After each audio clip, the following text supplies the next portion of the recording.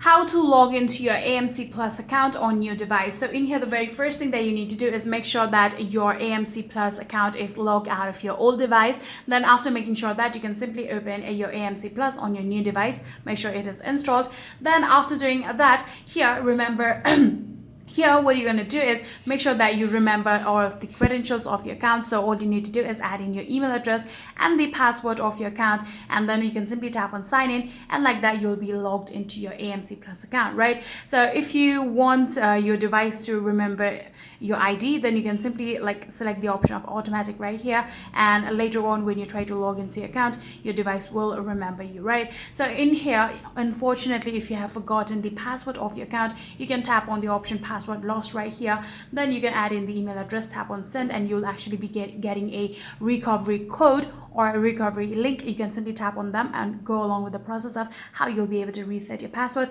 After resetting your password, you can simply come back to your login page, add in your email address and new password, then tap on sign in, and like that you'll be able to log into your AMC Plus account on your device. If you guys do have any further queries, then please let me know in the comment section down below.